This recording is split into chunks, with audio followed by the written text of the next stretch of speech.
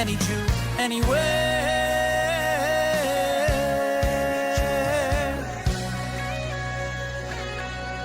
It's never too late. JM in the AM official world premiere of It's Never Too Late. Ruvi News, Shlomo Simcha, a song dedicated to the memory of Lord Rabbi Jonathan Sacks. Ruvi New, a pleasure to welcome you. Oh, there we go. Ruvi New, a pleasure to welcome you back to JM in the AM. It's amazing to be here. Thank you so much for the opportunity. A pleasure. Why a song in tribute to Rabbi Sacks? I guess I would frame it first as a form of Hakaras Hatov. Me and you and I think many of your listeners are all have great beneficiaries and continue to be of Rabbi Sacks' wisdom. I think it's incredible, prescient that he wrote a whole year's worth of articles on the parasha. I'm sure you're aware that it's released. Yep. Week, and actually the providence of some of those articles and how they relate to actually what's going on right now is often striking. So part of this is Hakaras Hatov for the incredible, the wisdom, the particular the texture that he brings to Torah scholarship. The way that he blends it with very universal themes is very unique, very enlightening, very empowering. And so, part of that, the genesis and the impetus is that. And so, in the lyrics, I tried to pack in a lot of major themes that he wrote about. I took a lot of his book titles. Yeah. In addition, I have to add, in addition to all that, and they're all wonderful reasons, frankly. In addition, you knew when Rabbi Sacks opened his mouth, he would represent the Jewish people well. There was a comfort in the way he represented us, the way that he was viewed by everybody, Jew and Gentile alike, and there was a certain greatness to that, frankly, that needs to be acknowledged as well. Are all the pieces of him speaking from the Kinnis HaShluchim when he spoke at the Lubavitch annual gathering, or is that from a different public setting? Yeah, both of those are from the same speech, and I would say that's the other impetus behind the song. I mean, anyone who was there, myself included, will remember that speech forever. It was electrifying. It was he shared his own personal, story and journey and life mission, and it's something that every shliach identifies with, very, very much. And the words that he spoke, continue to resonate. I know for myself and for many of my colleagues. So we sort of framed the song with, I think, two of the most powerful. I mean, when he speaks, it's poetry. So, I mean, you can just pretty much take any any phrase that he says, and there's so much beauty in there. But I took, a couple of one of the most memorable lines of that speech and framed a song around that. I watched that speech live. I was home watching it on the computer. I will never forget watching him. Remember, we're talking about somebody who has spoken in front of the Queen of England probably countless times, had addressed massive audiences of all types, friend and foe alike, over many, many decades. But the awesomeness of the event, it almost, I don't know if you felt the same way in the first few minutes of his presentation. You could see how the awesomeness of the event enveloped him, and the respect and the reverence that he had for the gathering that night of tens of thousands of Hasidim of the Rebbe. And, of course, he considered himself one of them. Maybe I'm using the word Hasidim, a little bit more liberally when I discuss his the mentorship that the Rebbe had with him. But I don't know if you felt that way, but he just exhibited the incredible feeling of that night and how special it was. And then he went on to deliver one of the most amazing and inspiring speeches ever. I have to ask you about the two quotes. You don't find I'm assuming he was quoting the Rebbe and his encounter with the Rebbe. I'm assuming. You'll tell me if I'm wrong. You don't find yourself in situations. You put yourself in situations. Why was that poignant? Why was that important to you to include?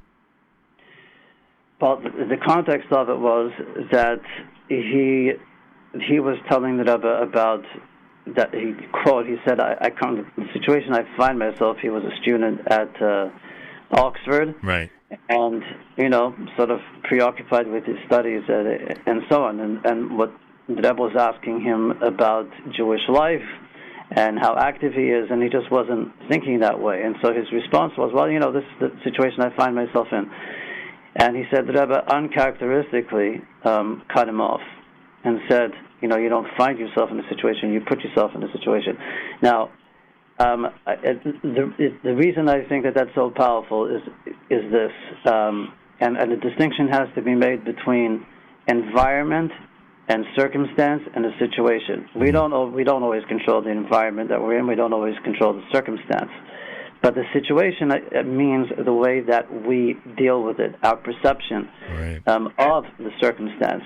And I think it's an incredibly empowering message to know that that a person does not need to be or should not be a passive, sort of passive about, okay, well, this is the circumstance, this is what it is, and I just have to go with that. No, you can take control of the situation. You can control, to the best of your ability, the circumstance that you're in, and that's a powerful message for challenging times where we can feel like we have the ball in our hands as to how we move forward through a challenging situation. Ruvi Nu is with us. Rabbi Ruvi Nu is down in Florida.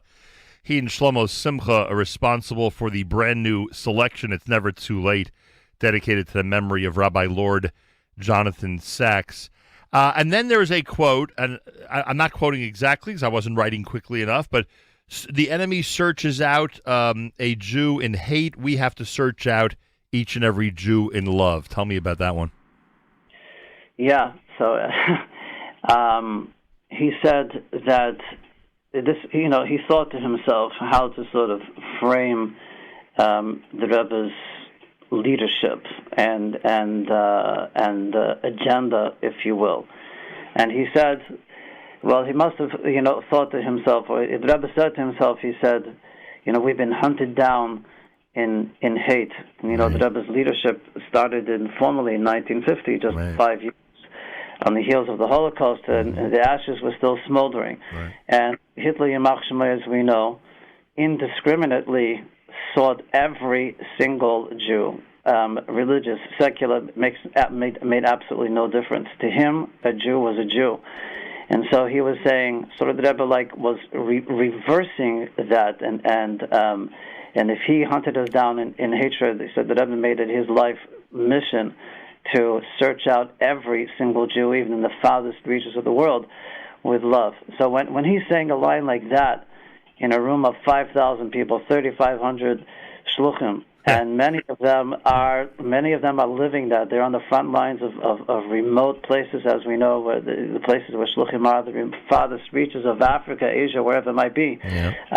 It was just incredibly powerful line, and I know it's a line that inspires a lot of my fellow shluchim. Amazing. Rabbi Ruvi Nu is with us.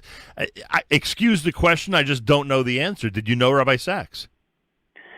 I actually have met him personally. I'm by the way, I'm a native Australian, so I'm sort of under the dominion of the Commonwealth. You're in the Commonwealth, right? He's been to Australia a number of times. He was actually brought there by my brother-in-law, Rabbi Yosef Gutnick. Brought him a few times to Australia. I'd met him, and he knew my parents, and then he came to Boca Raton 3 years ago. I would say that his speech here in Boca Raton was the single most unifying and inspiring gathering of the Boca Raton Jewish community that any of us have ever witnessed. It was just a night to remember, and we had the opportunity to interact then. So yeah, there's a personal connection there too. Listener Moshe on our app says that the Rebbe told him, meaning Rabbi Sacks, to not only be a rabbi, but that he had the potential to be a rabbi's rabbi. It's interesting that officially he really did become a rabbi's rabbi on paper, and certainly, as I described his leadership and his global leadership earlier, he certainly became a rabbi's rabbi. Yeah, I mean, there's a whole history to that. The Rebbe was alluding to the fact that he would become a chief rabbi. Right. And from what I believe, I recall him saying that the protocol of the United Synagogue was that, whilst you were a congregational rabbi, sort of that position was not available, and somehow he managed to. They bent some rules and were able to navigate things such that he should go from being a congregational rabbi and teaching in Jews college. The Rebbe was also saying that he should be training rabbis. A rabbi's rabbi, he should be teaching in Jews college, training rabbis how to speak, how to convey Torah in a contemporary, meaningful, relevant way. So. The Rebbe changed the trajectory of his life and clearly saw in him someone of enormous potential and impact. And he, we look at his life and we say he absolutely lived up to it. Like you said, he was one of the greatest ambassadors of the Jewish people to the world at large, and an inspiring figure to the Jewish world. So he's a once in a generation figure. And so, as soon as he passed away, I thought to myself, I'd really like to do something to share his legacy in a way that it hasn't been shared. Music there's no song like this out there, and so that was the genesis of this project. The number, or I should say the title, rather, of the song could have been a number of different themes. Why It's Never Too Late? You're touching on a very, very valid point. This is the third title. First, I was going to call it Shine. Yeah. And then I was calling the arranger Yitzi Berry, who is just he's incredible. Great. I mean, just the arrangement he did for this song is off the charts. He thought it should be Love and Care. And then, once I recorded it with the amazing Shlomo Simcha. This line just, it just seemed to be the punchline of the song, and I said, okay, we're just going to go with that. That's just what my gut told me then, and that's what we went with. Well, it's pretty amazing, and frankly, somebody like Rabbi Sacks, who experienced, a couple of twists and turns before he settled in to his position, I guess he would have agreed that it's never too late. People can always grow. People can always decide that their potential and goals, can be ever-changing. Never too late for any of those things, especially when serving the one above and serving the community here globally, as he did so brilliantly. The song is in memory and tribute to Rabbi Lord Jonathan Sacks. It is done by Rabbi Ruvi New with Shlomo Simcha. I'm assuming the Shlomo Simcha partnership is simply you wanted a great singer with you. Would that be accurate? A couple of things. First of all, a great singer, which he is, extraordinary voice. Certainly is. But I also, frankly, was looking for someone English. I wanted someone had an even more personal connection than I.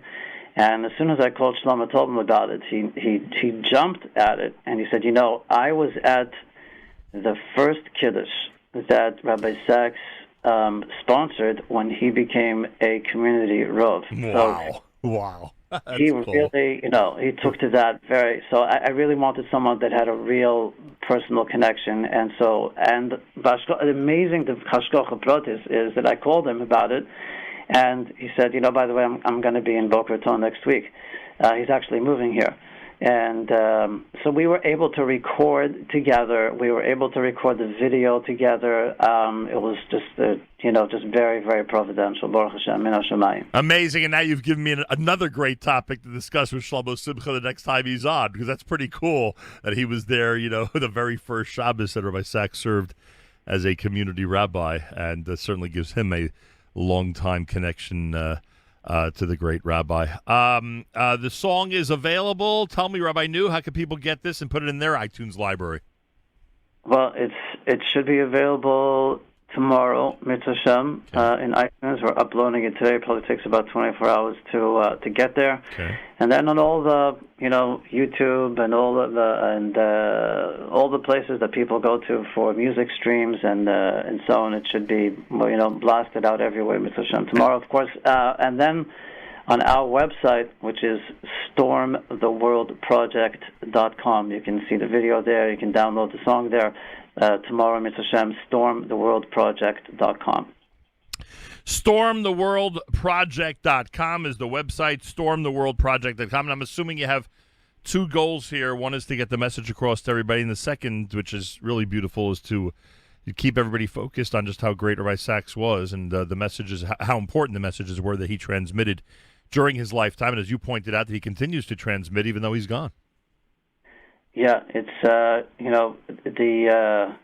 in today's Hayom Yom, it actually talks about the Aliyas HaNeshama of the tzaddikim every single day. The tzaddikim ein lahem manucha; they have no rest, not in this world, not in the next world. They continue to go from strength to strength, and in this particular case, he's still producing Torah. So we're truly seeing the Chayil Chayil. Yeah. Where are you? You have a Chabad house in Boca? What's the story down there? Are you an official shliach down there? How does it work? Yes, I do have a Chabad house. Where is that? In Boca itself? I'm in Boca Raton. I'm on the east side of Boca, which is right by the water. It's called Boca Beach Chabad. Go to bocabeachchabad.com. We have a beautiful Chabad house here and a growing community.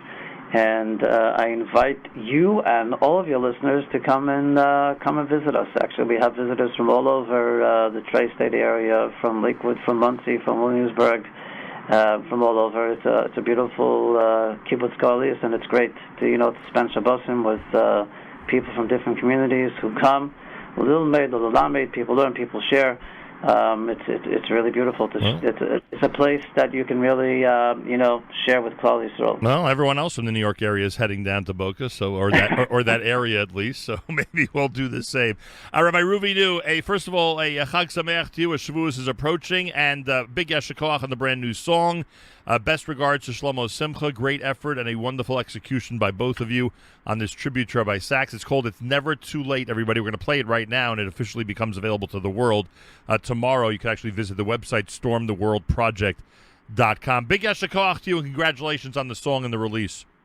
Thank you, Rabbi Nachum, and thank you so much for this opportunity. And I'd like to wish you and all of your listeners a good Yom Tov. Tonight's Rosh Chodesh Sivan, and we should all be mekabel the Torah, receive the Torah b'simcha or b'pnimius. And I think you do a lot to bring the simcha into the world, and then we just have to internalize it. So thank you for doing your shlichus so beautifully. Appreciate that very, very much. Wow, thank you. Rabbi Ruvi knew. He's down in Florida. The brand new song is called It's Never Too Late. You're listening to JM in the AM. He says nobody finds themselves in a situation. You put yourself in a situation. And if you put yourself in that situation, you can put yourself in another situation. That moment changed my life. It's the most daring, moving story ever to have been told. One of agony and glory, of a mission to uphold. And you're essential to this story, a letter in its sacred scroll. And it's not just allegory when you embrace your place and role. You never find yourself in a situation that you cannot undo. So let your letter shine unto the nations. Be proud to be a Jew. 'Cause we've been hunted down in senseless hate, and we're searching back with love and care. And it's never, ever too late for any Jew anywhere. Every soul's a holy letter, every family a word, a community a sentence, each voice it must be heard. And to the letters that rose up in smoke, we must do more than say never again, and be the eternal letters of hope for our children and for them. And you never find yourself in a situation that you cannot undo. So let your letter shine unto the nations. Be proud to be a Jew.